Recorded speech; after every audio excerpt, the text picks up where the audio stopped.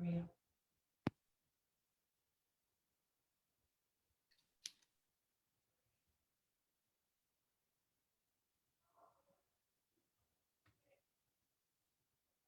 Hi. Hello. Hey, how you doing? Can't see. Can you see me? Sanfa! Are you muted over there? No. Oh, There we go. We were trying to figure it out. All right. How's it going? Going great. Going great. Feeling good. Doing good. That's awesome. Make sure that our volume is good. Check, 1, 2, 1, 2. Let me also check Facebook. We are confirming that we are live. Yeah. We are live. Welcome everybody to Lais and the Coach.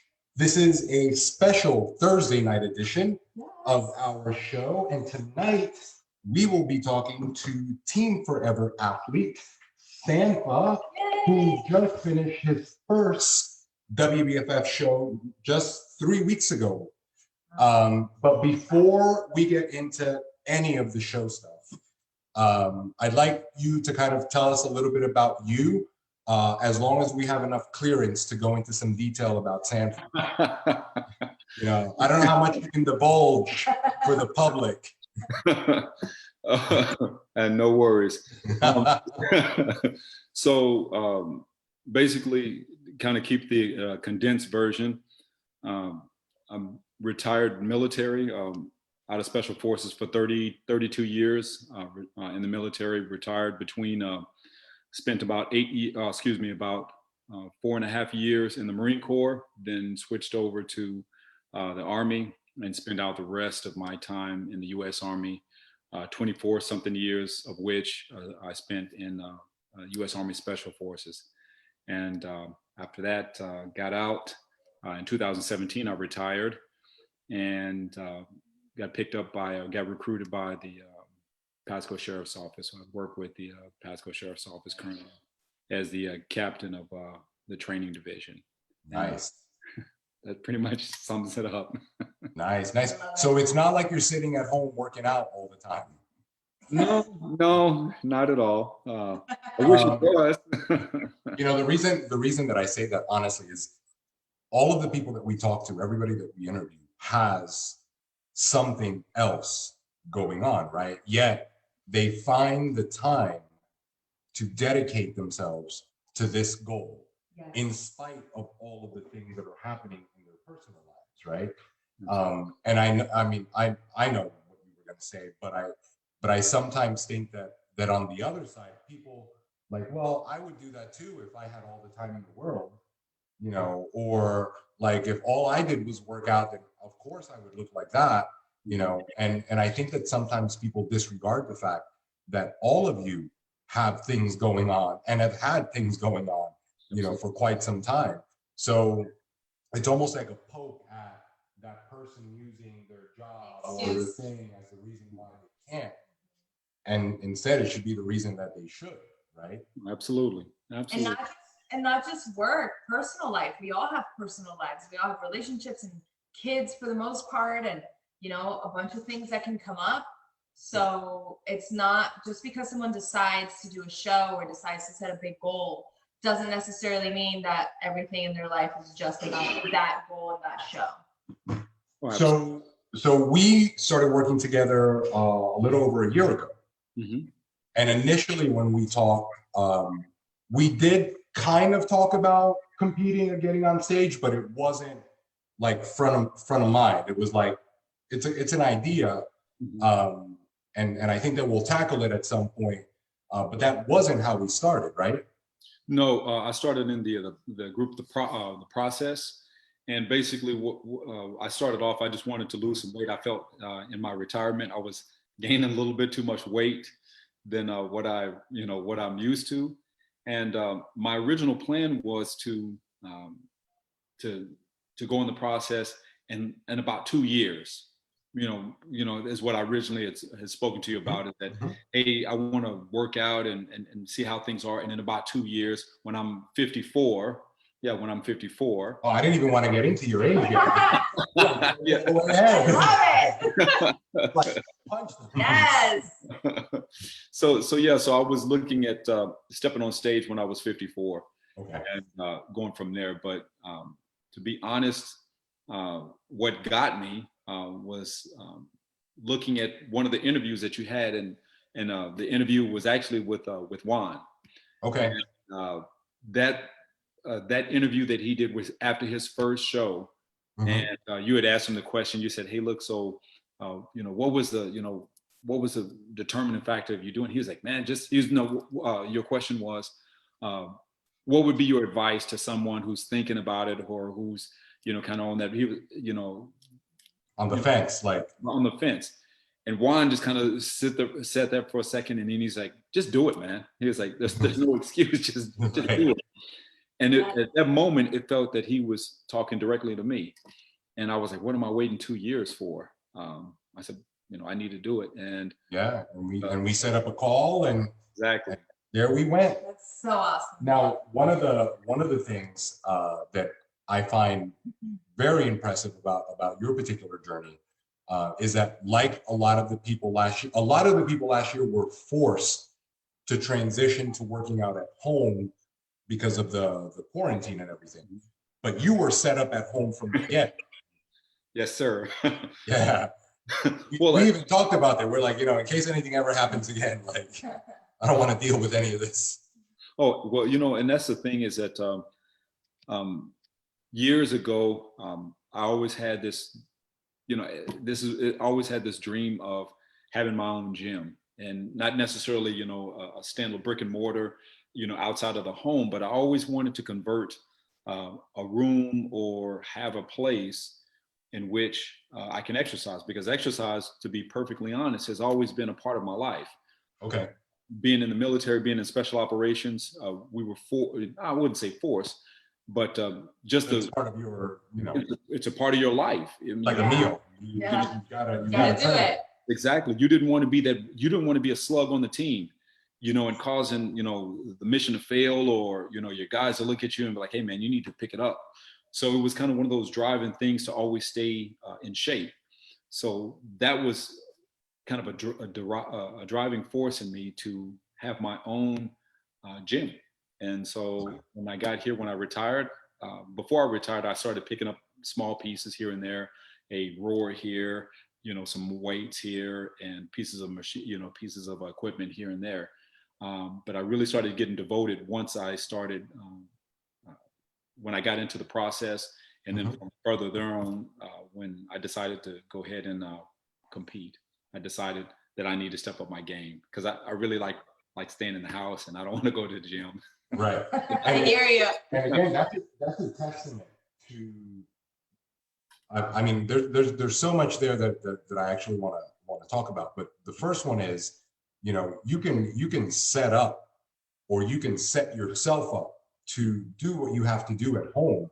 And I think that sometimes people, again, use well, I don't have time to go to the gym. I don't have time to drive there and wait for equipment, and we keep going back to these reasons why people can't, instead of looking for the reasons why they can, or at least looking for solutions to whatever the obstacle might be, right? So if you're not a gym person, you don't like going there for whatever reason, crowds, distance, insert thing, you can still set yourself up, in the comfort of your home. Absolutely. And achieve a big goal. And achieve a big goal like this, right? Because again, commercial gyms are set up specifically for that, to be commercial, right? So they've got 37 leg presses and 42 leg extension machines so that 40 people can be using it. But you don't need all of that at home, right? We go back to the basics. Sometimes people don't even go for a walk. Yeah. And they're worried about all the things they can't do. But so you have a setup at home. Yes. You actually have a really nice setup. You got a couple pieces at home that can get more than everything done. And since then, you continue to add to the rotation at home. Absolutely. And like I said, we've had a conversation. I've also sought you for advice on certain pieces. I've also started budgeting for a leg press machine. And so the way I look at it is that it's an investment. It's not only an investment because I want to compete, but it's an investment in me. Of course. And if I can't invest in myself, I got a bunch of friends that they love guns, if I can say that, but We can talk about it. they love guns. So I had my friend, this is a matter of fact, it was kind of funny because it just happened the other day when we were talking and I was like, yeah, I'm thinking about getting a leg press machine. I said, I'm saving up to get a leg press machine.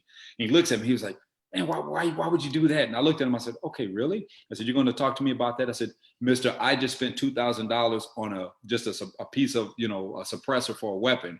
And I'm just looking at him like, so it's roughly the same thing. I said, you invest in your hobby or something that you do because you compare, you personal security. Exactly. Home security, competitive, right. That's what, he does. But I said, this is an investment for me.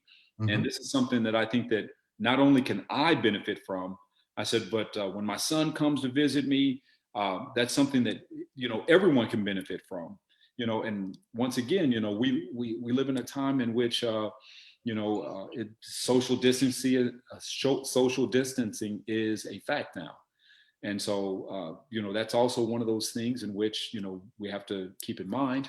But also, I like the ability to take that time or the excuses out of the equation, like you were talking about, because before, and I was looking, I was like, well, if I have a gym outside of my home, it takes time. I got to wake up. That's more opportunity for me to say, you know what, it's too far. It's raining outside. It's cold. Hey, wait a minute. Was that thunder I just seen? Was that lightning I just seen? Wow, thunder. Oh yeah, was that thunder? Mama, is that you? So all those excuses, right. Wanted to eliminate them. And let me ask you something, because you've been, again, this is a lifestyle for you. Yes. What do you think is the reason that exercise is so foreign to people? Not in the competitive realm, because bodybuilding and competing is different.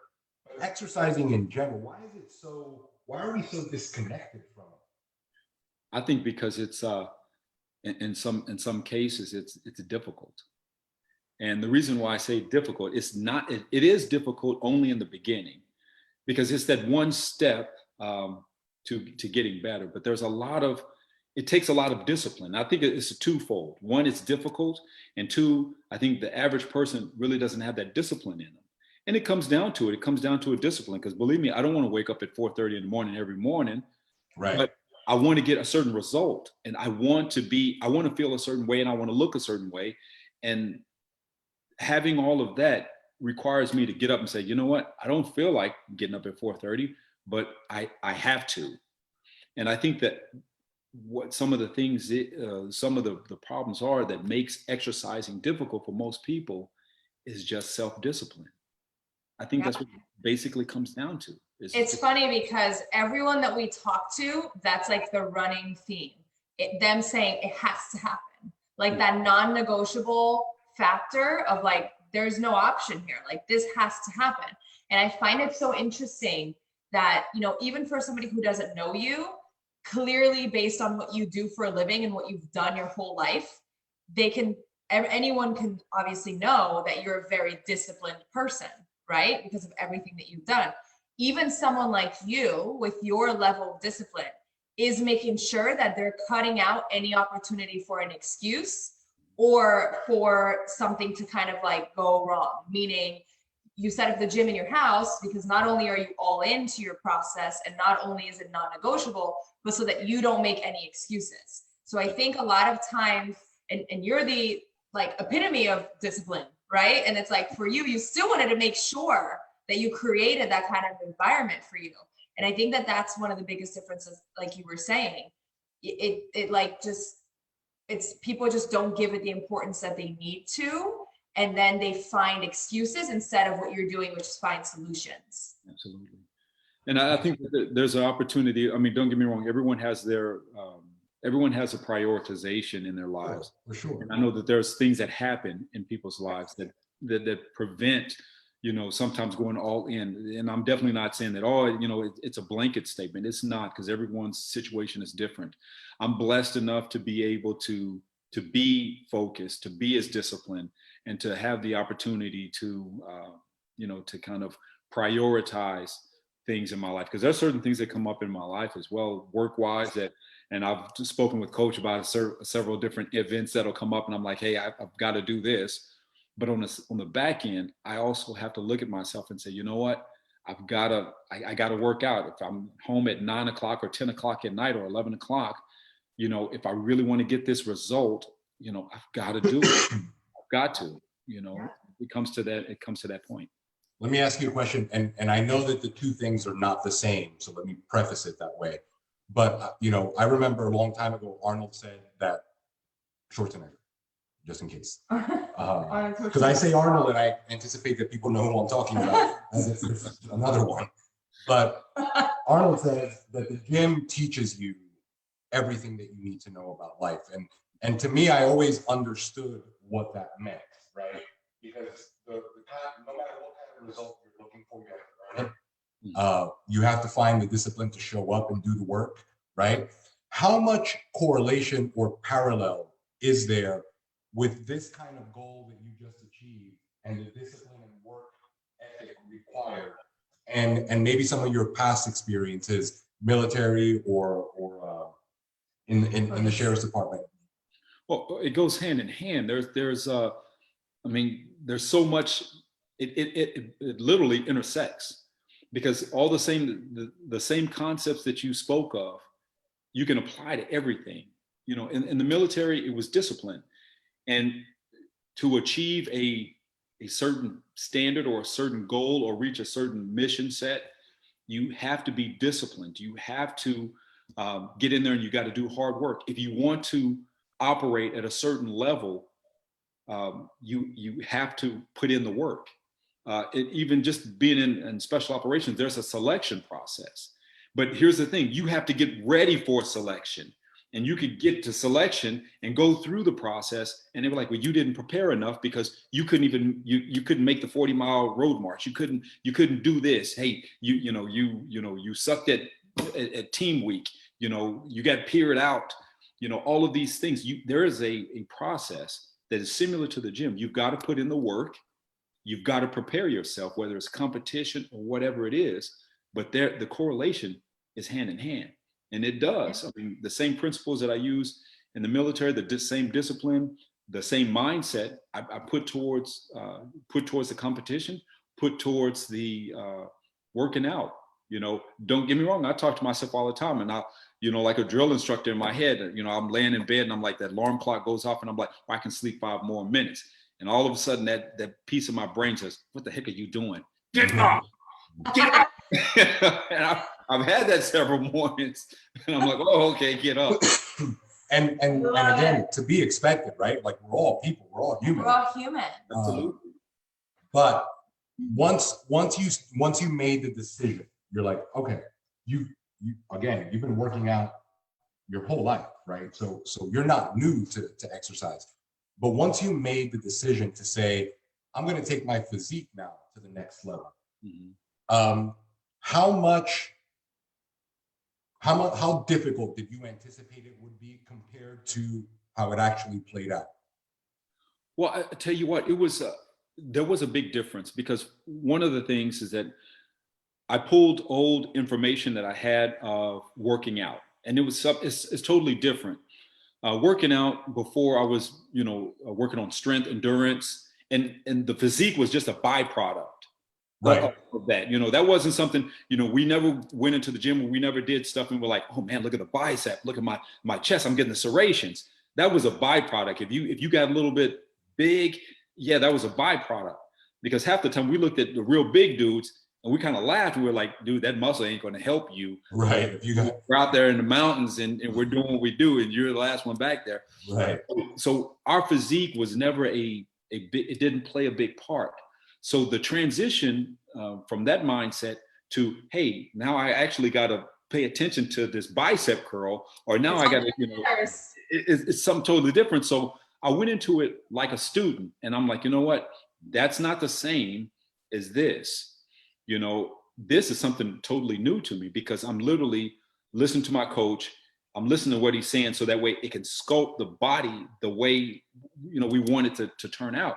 And that was something totally different, because before I never really cared about, well, I got a big chest or my legs are big. It was just like, hey, do I have enough strength and endurance to make it to the mission and then fight and then do what I need to do and get back home, take care of my buddies. That's all that mattered. But now it's kind of like, okay, this training is different, and so I had to change my mindset. And, I got humbled. I did. I got humbled in the workouts, because I'm used to, like, I can push this weight, I can do this and I can do that. And when you're sculpting, it's different. It's a whole other ball game. Yeah. What about, again, and I want to pick apart a little bit. Your schedule is very structured, and your work schedule. Yes. How did you structure your food to fit into your workday?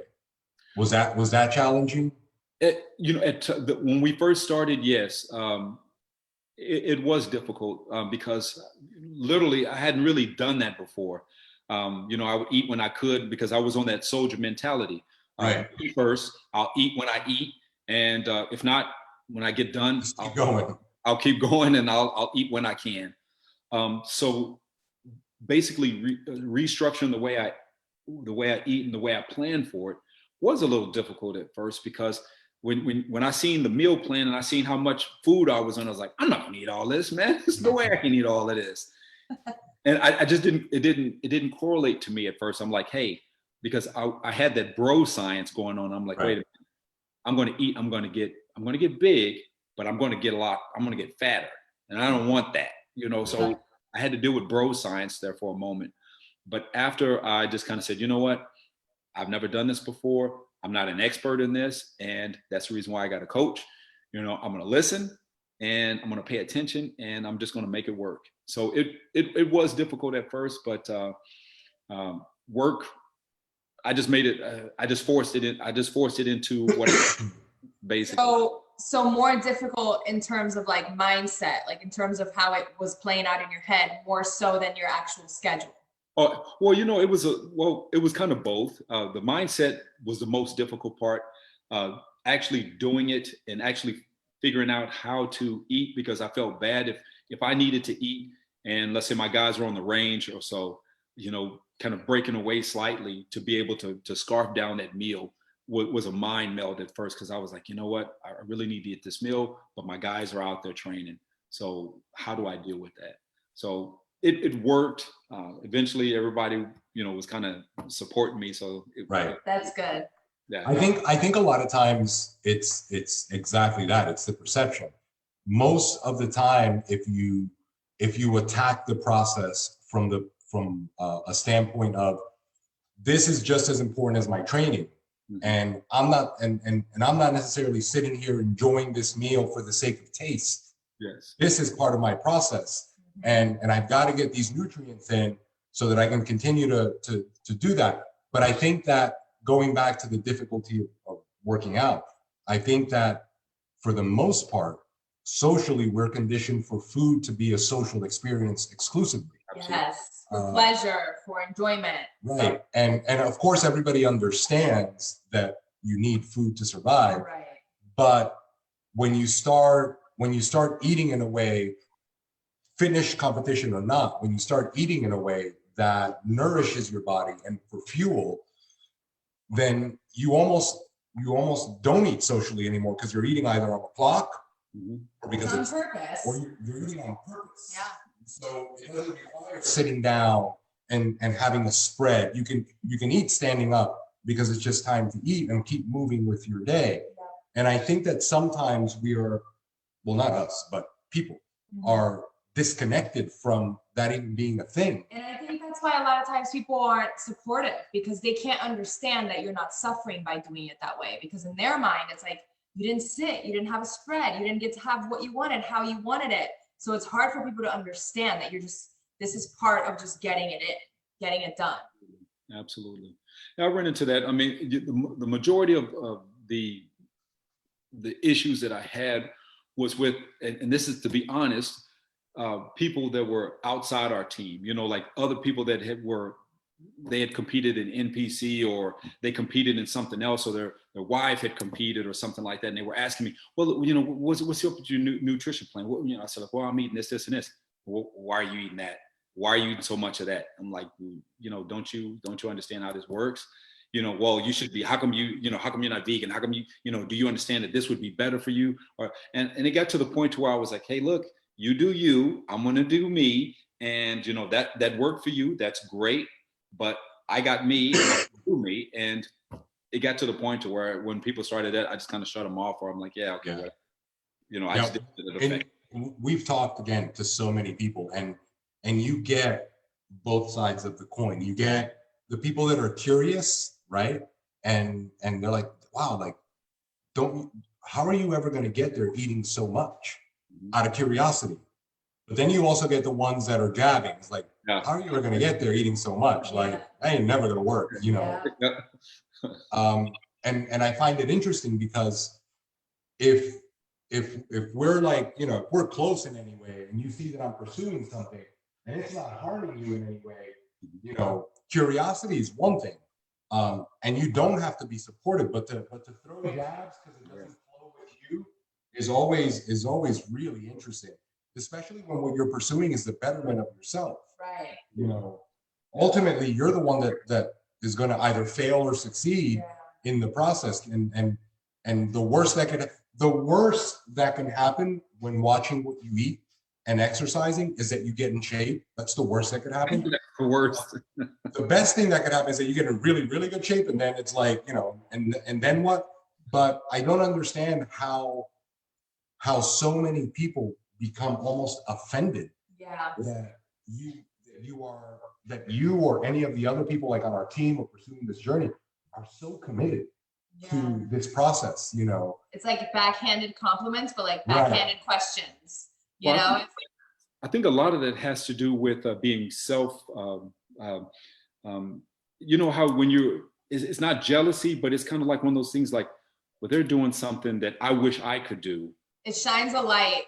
Yeah, exactly. So therefore, I'm going to try to pick it apart because, you know what, I want to do it, but I don't know how to you know, I don't have the discipline that you do. So you know what, I'm going to project onto you my insecurity or my doubt, the same doubt that I would have with myself, because I don't think that I could do what you're doing. I think a lot of that's what it comes down to.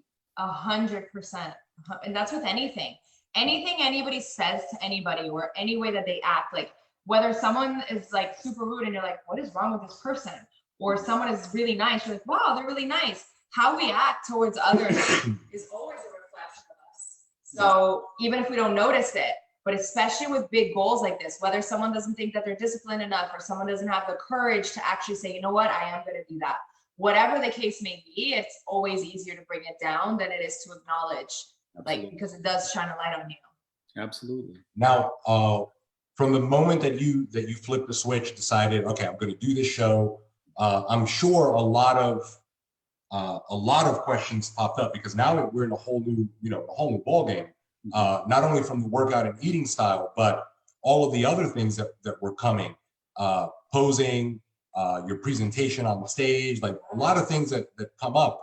How much of that was creating noise in your head, or how many of those questions kept coming up along your process? Well, I think one of the major things is that kind of getting into the psyche of who I am. I've always, one of the things that being in the military, I always like being the great guy, you know, until it's time to do something. So one of the things that was in my head was, at this age, can I do it? Can I reach the expectation level that I had when I was young? Or am I, you know, when it comes to the posing, when it comes to the dieting and the workout, I didn't have any problems with, you know, because my biggest thing was, if the coach puts it on paper, I'm going to do it. And if I don't know how to do it, I'm going to ask, and, you know, we'll figure it out. So if I see rocks on the plan, you know, I'll just ask if I could have hot sauce. And exactly. You know, so I'll ask about it. That's a mindset. That's you know, I guess this is it. You know, you see that alone is insane. Right. Like, you see rocks on the plan. You're not saying rocks. You're like, well, I wonder if I could put salt on this. You know, you don't start to pick it apart. You just Do it. You just go, you just execute. And obviously along the way, that was definitely one of the things that was a big separator for you. But continue. Well, speaking of that, having that mentality, I'll share this story with you, and I know that we spoke of keeping everything on track. So I remember one of the times that we had you put something on my diet, and I was thinking, I'm very, unfortunately, sometimes I can be very literal in my concept. So I remember one of the things that you had put on there was, like a half a cup of onions for seasoning, And so I'm sitting up there and I'm looking, I'm like, man, that's a lot of onions to be eating, man. So I didn't I didn't cook them. Because it didn't say cook them. So I chopped a half an onion, and I was like, okay, so I'm gonna just, I'm gonna eat it. So I had everything else, and I had the onions on there, and I was eating. I got halfway through. I choked them down. I got them down, and then I was sitting back. I was like, man, it got my stomach and everything. And I remember I either called you or I sent you a message. I was like, Coach, we're gonna have to change my thing. I said, because I can't eat half a cup of onions, each time. Yeah. And Coach was like, did you cook them? And I was like, no, I didn't. I said, it didn't say to cook them. He was like, yeah. And the other thing too was the olive oil. He was like, yeah, you cook with the olive oil. So I had raw onions and olive oil that I was just eating with, like, basically with a spoon with my stuff. And so that's awesome though. But I say that not because I'm just blinded. People should eat onions like that. But that was the thing, is that if it was on there, I was going to do it.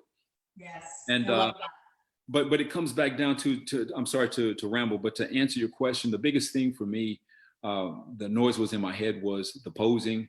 Am I going to be ready? Am I going to be capable of being? Am I going to be, I guess, compatible, or not compatible, but competitive? Yeah, competitive enough, because I had never done anything like that, and that went against a lot of things that my previous career had talked about. We were always unseen. Don't be seen. Right. Don't get out. Don't put yourself out there. Only time we get out there is when we need to, and that's it. So that was something I had to be honest, I had a hard time with. That is so amazing. Like, what a freaking shift of life at 51 or 2, whatever you are. 3, to go from like unseen military man to like, now I'm gonna do this. Like, that's epic. And how all in you went. And let me tell you something, because I watched that show.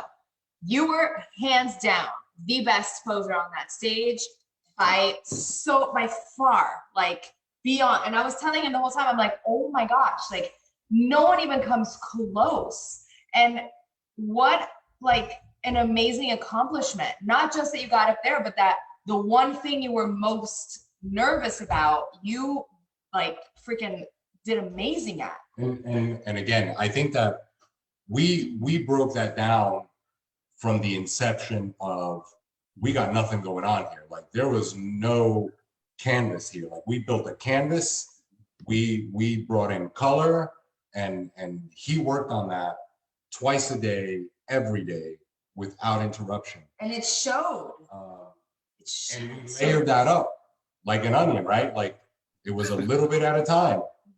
It wasn't, we didn't, work on a routine and then, all right, we got it. And then we just kept running with it. We layered that. Mm-hmm. It was one thing at a time. And he worked on it, and it was one thing at a time. And it was one more pose. And then we practiced, and he ran those multiple times a day, in the morning and in the evening. It was part of the routine. It's amazing. And one of the things that we talked about the whole time was making sure that it was so solid that when he got on, he just did what he did in practice, right? Whether he practiced in the living room or he practiced in the gym, doing it on stage shouldn't have been no different. It was just showtime. Yeah, but it's very different. Yeah. And you did not look like you had never done that before. People get it confused. They always think that posing is just, all you do is go up there and pose. There's posing, and then there's stage presence. And they're very completely different things, because you can go up there and you can angle your body the right way and you can flex the right way, but you don't necessarily command the stage with presence. it's two opposite things almost. And you did both, like you had done it so many times. You know, you went up there and you kept your serious face, which is you, and you looked like you were there and you meant business and you never stopped and you never got tired.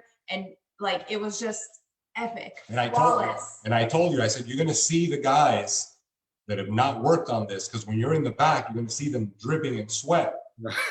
Yeah. And you look back there, you saw like they were fading. It never flexed that much in their lives, you know.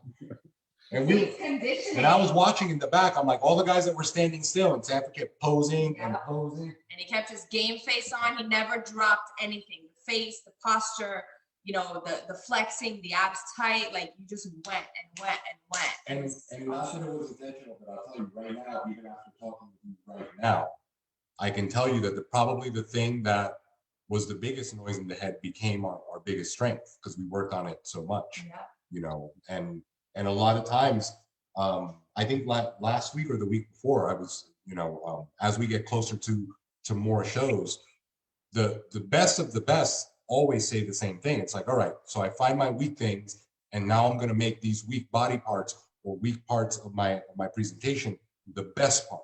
Mm-hmm. And all it does is add to your physique, to your presentation. But we certainly took this thing that was completely out of anything you had ever done and made it. That's a freaking beyond made it. Like, what a massive win. By the time you get on stage again, they're not even gonna know what hit them. I'm so excited. I really am. Thank you. Yes. No, it was definitely an experience, and that was one of the things, is that I wanted to come into this, we say, with the mentality of a student, and that's what I was. And like I said, I didn't want to come in with any, you know, pre-existing, you know, blocks to the process, because for one, like I said, I'm not a nutritionist, and I don't know everything about working out or, you know, how to sculpt a body. So that was one of the things that when I decided, I'm like, you know, I want to do this, but going back to, you know, to a mindset, you know, to a military mindset, is like, come in and learn as much as you can and do what you're told. Because the thing is that, from what I can understand, from what I've seen, my experiences has taught me, is anytime you start something, if you start interjecting your own stuff into it, you know, if you start second guessing, okay, well, coach said do this, but I'm going to do this. Coach said do this. He said eat this, but you know what? I'm going to do this. And it's not that, you know, and you don't get the same results. How do you know that the process worked? Because you dipped and dabbed and you changed and you did this and you did that. And then you want to say, well, the coach's program didn't work. Well, no. Had you listened, it probably would have, but you don't know that because you interjected everything else in there. And I didn't want to ever do that. So I was like, you know what? I'm not an expert on this. And that's the reason why I have a coach, and I trust my coach. He's going to get me where I need to be. And that was the mentality that I took. And I'm very thankful. And I'm glad that things worked out the way that they did, because any other way, if I would have interjected my own thought process in there, or felt as if my past experience, you know, was, you know, I know better, then I would have self-destructed, and right. I wouldn't have been in the position upon competition day that I would have. And I turned out a lot better than what I thought. I was very great. proud of it. That's what I was going to ask you. I call that fucking with the formula. I tell people that all the time. Don't fuck with the formula. It's so specific, and it comes from an expert. But I'm convinced now that everyone needs to go to the military so they can come out like you. They can just do what they're told. We would be so good. But along the way, with all of the things that were happening in the world, right? Because nothing stopped because you were getting ready for the show. Did you find a lot of hiccups along the way that interrupted your process, that could have turned into something bigger if you would have let it happen? Because one of the things is always that, like, somebody will wake up and it's raining outside, and that'll be the reason why they don't that day. Or they'll have a family gathering, and that'll be the reason why they didn't. How many things came up along your process that could have been big rocks in this journey that could have steered you, but they happened, you did it, and you just kept going. Did you find any of those? Oh yeah, I had several. I won't get into detail, but a lot of majority of the things that dealt with, it was a couple of particular work incidences, scheduling and different things like that. And then, but majority of the things that I felt that could have taken me into, taken me out of the game was more personal.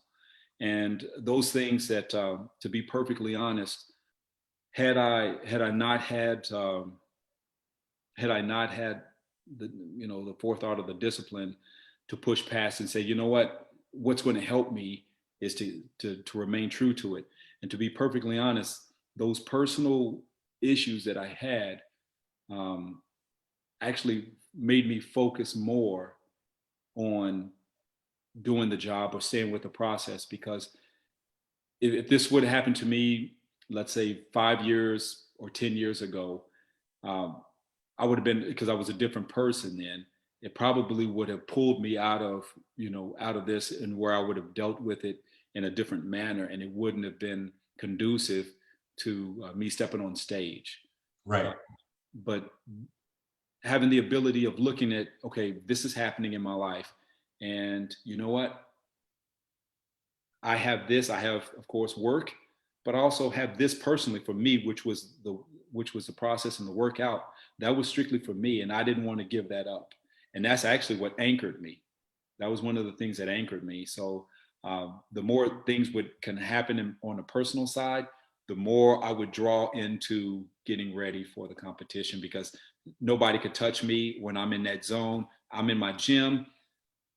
Nobody can touch me. Nothing. I always love that. Yeah. I find that so interesting because some of my best preps have been around the hardest times of our life. Yeah. And I think it's because it was the only thing I can control. Mm-hmm. Like sometimes so many things are being thrown at you and so many hard things are happening, but you know that you can make it to the gym and you can eat your food and you have that sense of control and accomplishment throughout the chaos.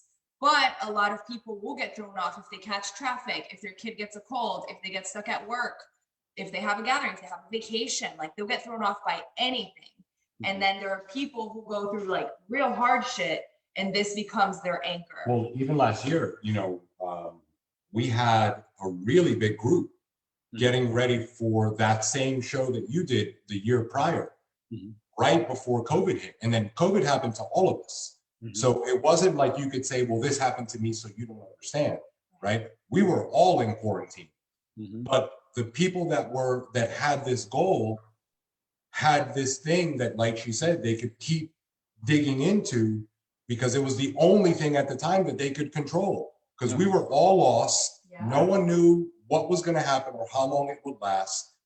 But this goal allowed everybody to day by day know that, well, today I gotta eat my food, I gotta work out, I gotta drink my water. And if that's all I do, at least I'm moving forward in this. It gives you a sense of normalcy. We all want that. Absolutely.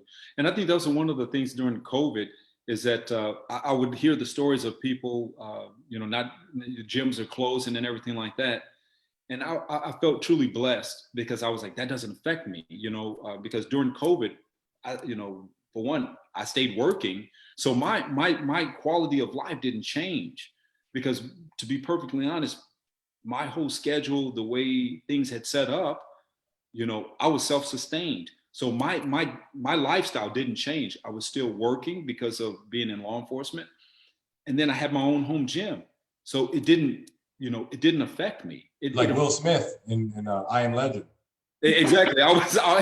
Exactly.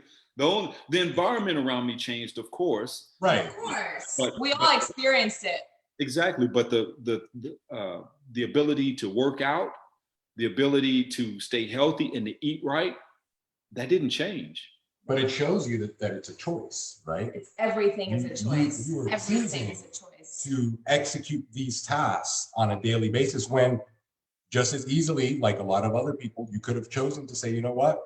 Not now. This is going to have to wait because we've got these other things going on. People don't realize. And I am not dismissing things that people go through. Again, Right. we've been through our own stuff, so we have this perspective ideology that's ingrained into us that things could always be really, really bad, and you could still keep moving forward.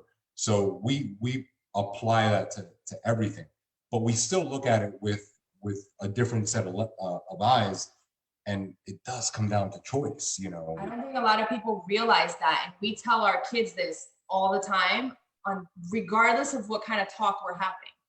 Everything is a choice, 100%. The only time we don't have a choice is if, God forbid, somebody's in a hospital bed or dead. Other than that, even in a hospital bed, when you were in a hospital bed, the choice, to get up every day and work on getting better instead of people that were falling apart. And again, we all go through things differently, but everything is a choice. Everything you do or don't do, how you feel, how you act, it's all 100% a choice. And I feel like if people really, truly knew that, they would make different choices. A lot of times people don't think they have a choice. Absolutely. You have a choice for everything. If you're above ground, you have choices. I agree. Oh, absolutely. So along this path, we set up some other things, right? We set up a photo shoot. Yes. Was that your first one? That was my first one. Okay. Why are you laughing? That was an interesting one, right? It was interesting. Yeah. It was a little different. Once again, that was me coming out of my my comfort zone. I'm not used to be honest, I'm not used to a lot of attention like that, a lot of open attention. I've been photographed, of course, before, but that was a lot of attention, when, you have just a lot of attention. And I had to get used to that. So, and honestly, like, that's one of the reasons why we do it for the team. Like, it's almost like that icebreaker. Like, this isn't showtime yet, but we want to get everybody used to all eyes on you.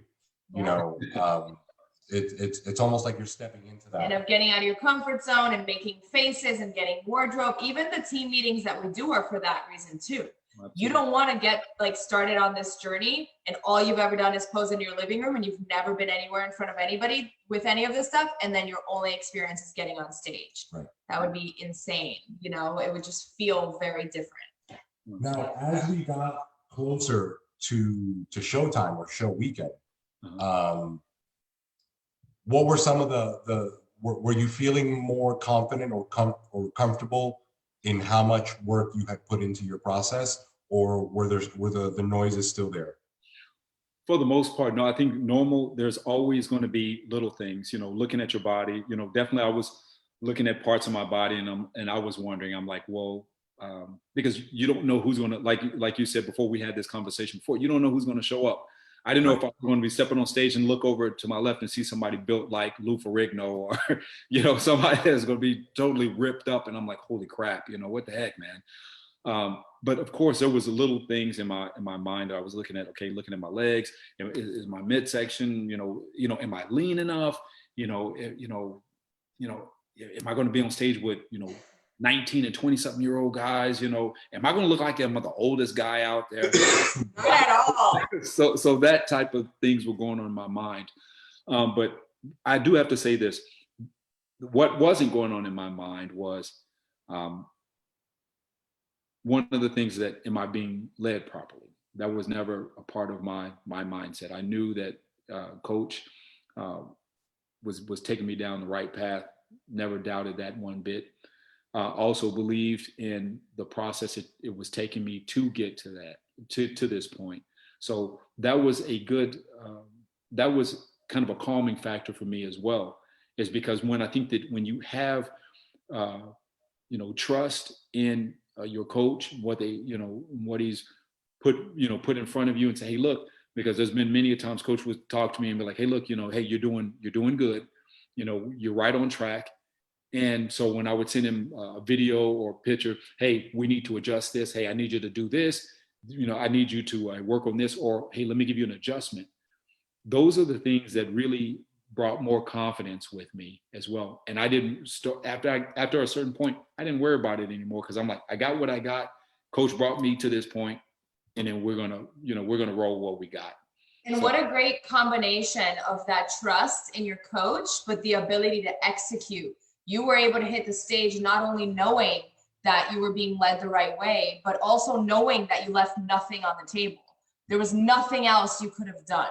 And from experience, I can tell you, getting to the stage and being like, if I had gone all in, if I hadn't skipped this or changed that, then maybe I would have looked different, right? It goes back to fucking with the formula. But what a great combination of truly, genuinely trusting that guidance, because he says it all the time. We could put all the before and afters up you want. That trust has to come from the inside. Right. Having that trust, but also knowing that you showed up fully and there's nothing else you could have done is like why you got what you got, because it's just a magical combination. absolutely, absolutely. And then, so the weekend presents itself, right? You showed up. Was the weekend, you know, what you anticipated it would be like? Was it different? Did you enjoy your weekend? Talk to us a little bit about that. The weekend was more than what I thought it would be on the very positive side. From the moment that I got into the hotel, I see my other team members there. Julie was there, Marsha was there. They were already having a great time, and that energy started building then. Yeah. And it really morphed into this. It wasn't. It was more than a competition. I didn't even see it as a competition at that point. It was an experience. And from just being on the team and just, you know, being around this energy, it was awesome. And it calmed me down. It calmed me down a lot because, like I said, there's that thought of the unknown, how everything is, and that what this is going to work or what that's going to work. But just having that, and also being able to not to really have to worry about anything, because I knew what time, you both, made sure that we all knew where we were supposed to be at what time, what clothes to bring. So I didn't really have to think about that, because I spoke with a couple of people, a couple of the guys that were in the dressing room with me the night of the competition. A lot of those guys was wondering because his coach wasn't there.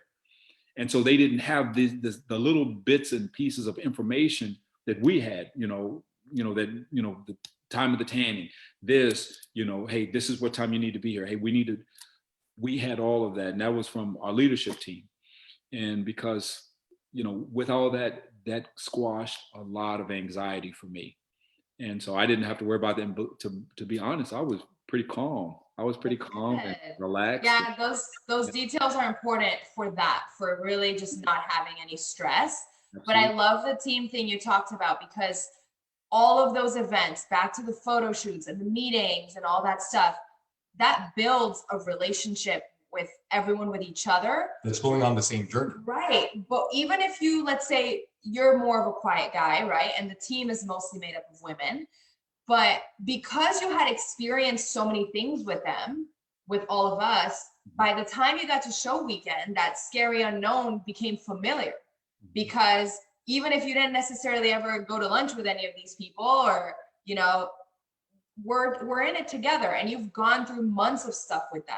So that feeling is great, whether you're close with team members or not, like just being in that same team throughout the journey and then culminating that weekend together. Absolutely. So you finally get on stage, and that moment came. How did that feel, getting on stage in the auditorium? It felt, to be honest, it felt like a rush. I didn't really see people in the in the audience. The only person I seen, I'm going to be honest, the only person I seen in the audience was Coach. Really? That's good. We had right away a conversation, and he was just like, he goes, find me. He said, look at me. He goes like, and I'll help you. He goes, I'll tell you when you need to go, or if you're too long or something. He goes, so find me. He goes like, and just look at me. I was like, okay. And that's what I did. So I found Coach, and, just kind of paying attention to what he was doing. If he was kind of, you need to go, and hey, go. So I paid attention to that, but I felt awesome. I really did. And to be honest, a lot of that had to do with the people and the guys that I was with. and it was kind of, it harkens back to something that coach had told me. He said, the guys usually are very receptive. Nobody's there with ego. And usually when a bunch of guys get together, you know, everybody tries to do the whole alpha thing and everything like that. You know, try to, hey, I'm the best. I didn't have any of that. Guys were in the dressing room helping each other, talking to one another. We were, you know, everybody's getting to know each other. And it was never anything where it felt like someone was trying to put somebody else down or trying to critique their body or anything like that. It was like one team, you know, one team of guys, and we were just, you know, hey, having a great time. And when we got out there, everybody was still the same way. And when we got off the stage, everybody was still the same. Even after the awards were given, guys were still excited, you know, hey man, you know, it was a good experience. That's awesome. That's so awesome. That's always what we want to hear. Yes. Because ultimately that's what makes for the experience, right? Like we always talk about the experience of the weekend, not just the stage, right? And getting that feedback is always so good for us to hear. Yeah, because it plays a huge role. It plays a huge role, and that's always what we want for everybody. We want everybody to not only achieve the outcome, but to have that good experience. It's like when you recommend like a restaurant, right? It's like if I went somewhere and I had a great dinner, I'm like, hey, you've got to go here and get the steak, and maybe so-and-so can be your waiter. You know, I want you to go and have the same experience that I had. And when we take people to do this, like we always want that for them as well. 100%. So it's always great to hear that. And again, and we've heard it from several people. I think that, you know, the other day we were talking to somebody else on the team, and that group that weekend, it just felt good. It felt fun. Not only for us watching you guys, but for us, you know, it was great for us too. And that's really all we want, you know, at the end of the day. Yeah. Well, mission accomplished on that one. So thanks to all of you. Whenever anybody gets on stage, and we talked about it, I always say the same thing. You know, once you do it once, you either come off stage and you say, you know, I'm glad that I did it, you know, and you move on to whatever's next, or you kind of catch the bug and you start saying, for my next show, I want to do this and I want to do the other. So what was it for you? Oh, it's definitely to continue on, because the thing is that a part of me always wants to evolve, and it's kind of like what we talked about, you know, the evolution. And the thing is that I'm not satisfied. I mean, I'm thankful. I'm thankful for what I stepped on stage with, the physique that I had in Orlando. However, I want to continue on. I want to continue to see how far I can go. You know, each time I want to get better. And the thing is that, yeah, I'm in it. I'm in it. Really awesome. Getting started. Awesome. Blissfully dissatisfied is what he always says. Absolutely. 100%. You know, it's okay to want more. It's okay to be like, that was great, but I have so much more to give. And that's not my new starting point. That's my new starting point. That's the thing, that whenever you get to this point, you don't lose any of the work you put in. It's yours to keep. Mm-hmm. So whatever is next, this is where we start now. So it's always an evolution of that. And a lot of times people, you know, they'll go into their second or third prep and like, oh, this prep was better. And I always remind them, I'm like, this prep is a part of the first one. It all compounds. All the work you did is still compounding. You know, we're still putting in work. And as long as somebody stays on the path they're in, you know, the way that I like to package this is for you to keep whatever outcome you get when you're done, whether or not you decide to continue to compete. But for those that do continue to compete, then this is where we're starting now. So it's only going to get better. So exciting. And I'll ask you the same thing we asked Swan, you know, for the person watching right now that is on the fence saying, I kind of want to do those, but I don't know, you know, after you've done a show now that you have that experience, you know, what would you say? In the mortal words of Juan, hey man, just do it. Just do it. And the reason, and the other thing too is that for guys, and I think that you know, when you first Google or when you first pull up WBFF, you see a bevy of women. You'll see a majority of women, and there's I like women, so it's not a bad thing. But for the guys that really want to get up there and do it, I think that it would definitely be an awesome thing to do, especially for men, because it kind of harkens back to the classical male being Yes. in a physical shape, but also being able to take that shape, that physique, and put it in a suit. Put it in something. So classy. It is. That's what got me. If they would have been like, hey, well, you don't have to wear the trunks. You could just come out in a suit. I would love that too. So yeah, it's very GQ. I love it.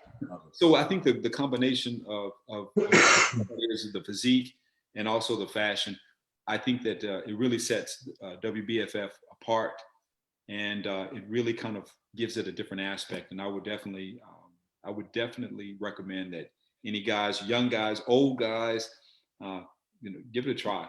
I love it. I love that you love that part, because I do too. And I think it's so awesome. Yeah. Well, everybody, I want to thank Sanfa for coming on. There are so many takeaways. So if you are watching this on YouTube, or you are listening on Spotify, SoundCloud, iHeartRadio, or any of those, make sure you come back and take notes, because there's definitely a lot of things in this episode that you can come back to and take a lot of notes on and use it for whatever journey you are on. Because like he said before, all of those things transcend into all areas of life. Yeah. So if you are watching, make sure you give it a thumbs up, like, subscribe, do all the things that people do on podcasts. And for us, it was great to have you on. Yes, thank you. Are so excited to have been a part of your journey. To continue it. To continue on all of it, for all of the things that are next. And we are going to be super excited to have you back on to talk about all the things that we do moving forward. Definitely. Thank you. Thank you. Thank you. Have a good night, everybody. Have a good night. All right.